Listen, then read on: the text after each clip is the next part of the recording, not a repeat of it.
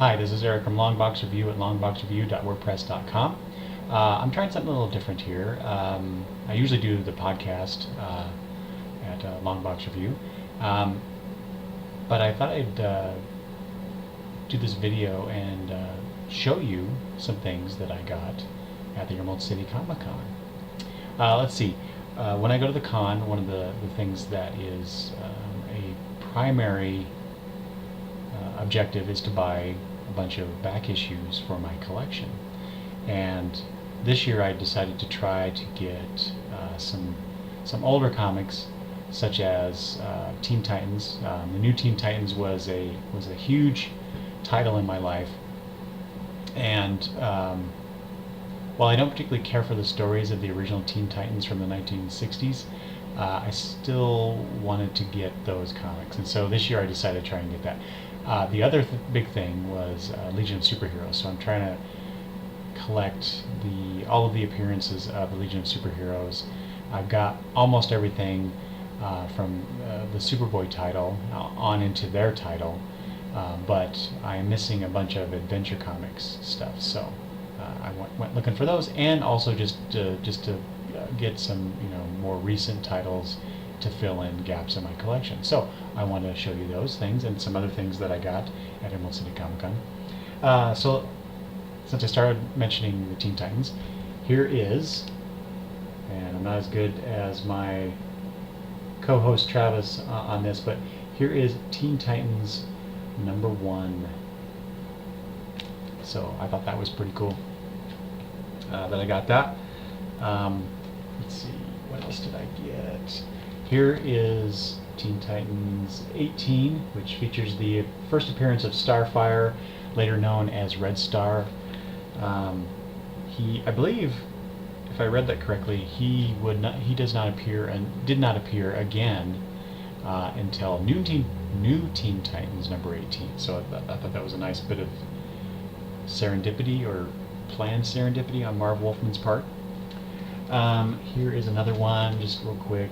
The first appearance of the new Wonder Girl costume, which curiously I looked at the issue, and there's one panel that they spend saying, hey, it's the new Wonder Girl costume, but it's none of the fanfare that they show here on the cover with her kind of splash, or that kind of like a big splash. Here's my new costume, but that's comics. I mentioned the Legion of Superheroes, so here is one of the Adventure Comics titles that I got, and I realized, see, there you go, now you can see it. I realized that this is the original issue for a story that I read in this big thing. I don't know when I got this thing. It was a long time ago, and it's kind of beat up, but in it is that first issue of Adventure Comics that I just showed you, and then the second part of that, so which means I really need to now buy that second issue of Adventure Comics, plus some other things. But I got this when I first started collecting, or getting into comics. I won't say collecting. I wasn't quite the collector at that point, but the Legion certainly was kind of, I think even before the Titans, was kind of my first foray into, I need to read everything about these characters because I love them so much. Let's see, so Adventure Comics, so I found this one. This is the second appearance of the original Black Orchid. I mentioned on the podcast that Black Orchid was one of those characters that I enjoyed quite a bit, for no really good reason, but I saw this and I had to get it.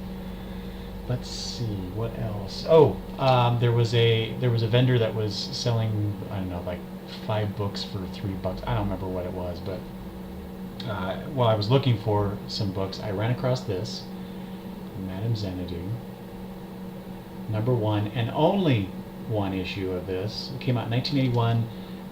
This is a cover by, I think, Mike Kaluta. But it says here, fabulous first issue featuring a 25-page Steve Englehart, Marshall Rogers blockbuster. So I can't wait to look into that.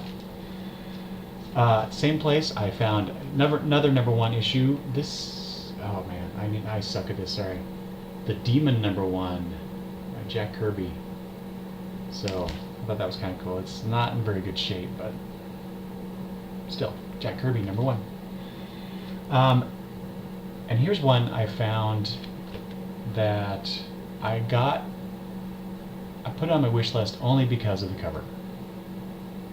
This is Wonder Woman #199, cover by Jeff Jones, and I first saw this cover in the Taschen 75 Years of DC Comics, and this cover was shown on that, and it was a big, nice look, better looking than this cover, this issue that I have. But it's just beautiful art, and so it's one of the few times that I put a comic on my wish list, or to add to my collection, solely on the cover alone. So now I need to find #200 because according to the Taschen book, those are the only two cover, or did it say cover or art altogether by Jeff Jones that he did for DC Comics? So I'm not sure about that because I was looking at the comics, oh gosh, one of the comic databases online, and there's a few other things that he is credited with doing, but you know those databases, they could be incorrect, right? Let's see. Several more issues just to add to my collection. Blue Devil. I got like the first, I don't know, 12 or 16 issues of the original run of that, and so I thought, well, what the heck. Blue Devil is one of those characters I really liked back in the day. Let's see here. Got a bunch of issues. I actually bought, whoa, that's bad. I don't know what I'm doing there. This backwards thing is, I'm having a hard time with. Anyway, Wonder Woman, the 2006 relaunch. I got a bunch of those issues from Fearless Readers Online, and so I want to get the whole run. And so this is an issue featuring Gail Simone as writer and Aaron Lopristi as doing the art. And Aaron Lopristi more recently has been doing Sword of Sorcery, the Amethyst story, and I really enjoyed Aaron's art on that. And of course, Gail Simone writing anything really is good. I continue to get older issues of Hellblazer. Like this is his number 11, but I got a bunch of early stuff. Hellblazer, so again, Travis go watch his videos, Oddfellows Thoughts, but he has been getting Hellblazer since issue 1, now through 300 that just ended. Let's see, I got issue number 1, but then didn't continue on with it. Joined up about issue 55, and then another, I think, 100 issues after that, and then I stopped. So I decided, and this is well before I knew that Hellblazer was ending, I decided that I was going to go and get all of the Hellblazer issues that I did not have. So that was one of them. And then I got 2 Nightwing 80-page things. I guess they're 80-page. Anyway, this is one of them. 80-page giant, and then Nightwing the Target, which now that I have these 2 issues, I have the entire run of Nightwing, so I'm happy about that.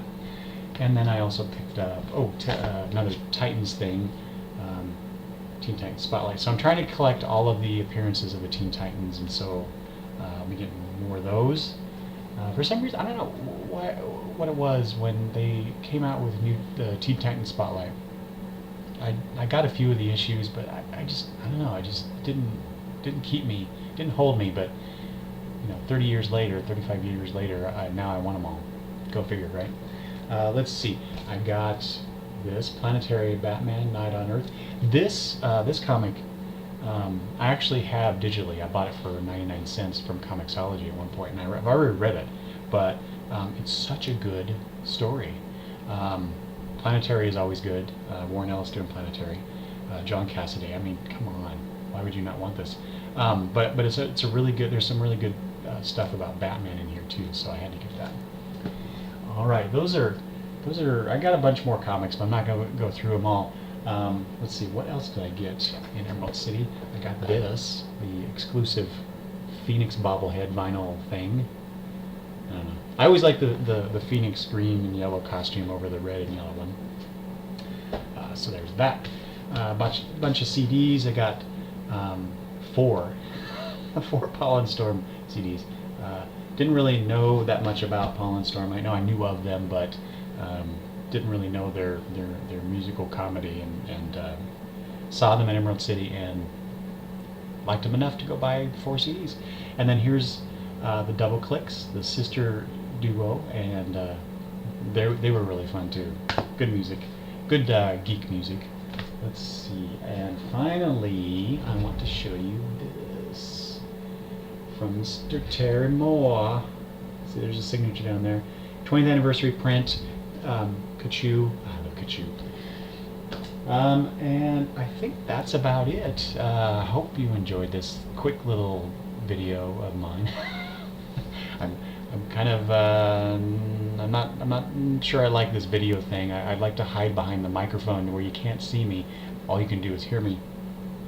But Travis makes it look like a lot of fun, so we'll see how that goes. Maybe I'll do more of these down the road. So anyway, thanks for listening, watching. I'm too used to doing the podcast. Bye.